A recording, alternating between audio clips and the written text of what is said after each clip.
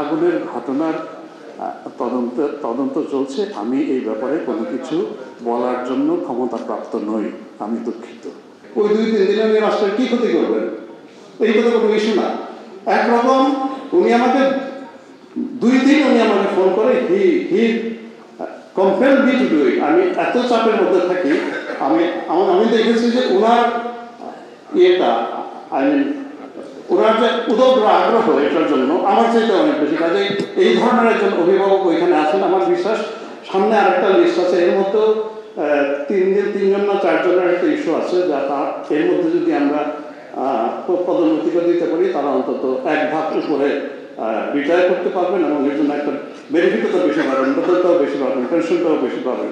তো আমি এটা চেষ্টা করব এবং অবশ্যই আমার বিশ্বাস এটা আমি করতে পারবো।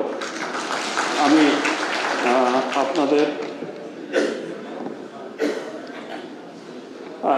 সকলকে আমার এই ধৈর্য ধরে কথা শোনার জন্য ধন্যবাদ জানাই।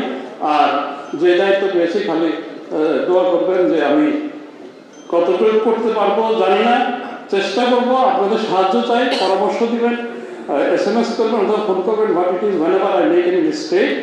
অনেক সময় অনেক কথা বেফাস বলা হয়ে যেতে পারে, আমি চেষ্টা করি to remain as careful as I can. তারপরেও মানুষ তো ভুল হতেই পারে।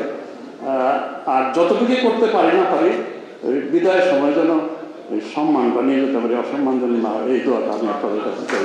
আমি আপনাদের সকলের সুস্বাস্থ্য মঙ্গল কামনা করি। এখানে 81 বছরের তো বেশি কয়েকজন সদস্য আছেন। আল্লাহ আপনাদের সকলকেই তাদের মতো তাদের চাইতেও বেশি দীর্ঘায়ু দান করুন। আল্লাহ আমাদের সকলকে হেফাজতে রাখুন, আমাদের দেশকে হেফাজতে রাখুন। আমি আবারও সবাইকে ধন্যবাদ জানিয়ে বিদায় নিচ্ছি। স্যার আমাদের প্রশ্ন আছে স্যার, আমাদের একটা প্রশ্ন আছে স্যার, যে কাগজে লিখে দিয়েছে স্যার। আগুনের ঘটনার তদন্ত চলছে। আমি এই ব্যাপারে কোনো কিছু বলার জন্য ক্ষমতাপ্রাপ্ত নই, আমি দুঃখিত। এটা পুরো কমিটি জাতির সামনে বলবে। হ্যাঁ, এটা কোনো অগ্রগতি আমি বলতে পারবো না।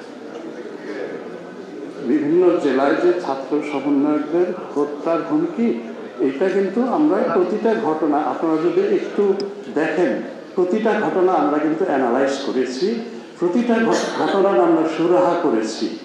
এইটা কালিয়াকৈরের ঘটনাটা ছিনতাইয়ের ঘটনা, আপনারা একটু দেখেন। নারায়ণগঞ্জের ঘটনাটাও ছিনতাইয়ের ঘটনা, মোবাইল ছিনতাই।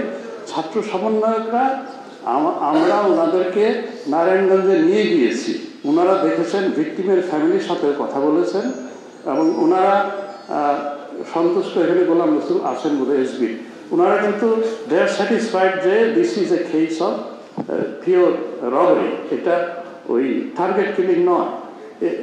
একই জিনিস কালিয়াকৈরের বেলায়ও। আর 2টা হুমকি আছে, একটা হুমকি ময়মনসিংহে। আমরা সেই স্কুল ছাত্রকে কিন্তু অ্যারেস্ট করেছিলাম, ক্লাস 10-এর একটা ছাত্র। আমরা আবার তার বাবা আমাকে জিম্মায় দিয়েছি এই কারণে যে সে বলেছে আমি প্র্যাঙ্ক করেছি। প্র্যাঙ্ক আমি জানি না, এগুলো জেনজির জিনিস, প্র্যাঙ্ক করা। I am not use to this terms. আসলে আপনারা বুঝবেন যারা অপেক্ষাকৃত নতুন। আরেকজনকে হুমকি দিয়েছিল যে ব্র্যাকের শাবাব মেহের ছাত্র, ওনাকে হুমকি দিয়েছিল। ওই আমার মনে হয় that is a real thing. ওনাকে আমরা সিরাজগঞ্জ থেকে ডিবি, এই যে পুলিশ কমিশনার আছেন ওনার ডিবি সিরাজগঞ্জ থেকে ওনাকে অ্যারেস্ট করে এনেছে। ওনার নাম জাহিদ হাসান। আমরা প্রতিটা ঘটনায় চেষ্টা করছি সুরাহা করতে, কিন্তু ঘটনাগুলো সবগুলো যে একই সূত্রে গাঁথা এবং একটা প্যাটার্ন এখনো এটা বুঝতে পারছি, এখনো কিন্তু ওই রকমভাবে আমার কাছে প্রমাণিত হচ্ছে না। তারপরও we are still on the job. আর আমার মনে হয় যে ওই যে গোলাম রসুল আছেন এসবি, উনি স্পেশালি এই পুরো জিনিসটা সমন্বয় করছেন। আমরা we are on the job. আমার মনে হয় যে এরকম কিছু যদি থাকে আমরা এটা প্রতিরোধ করতে পারবো ইনশাআল্লাহ।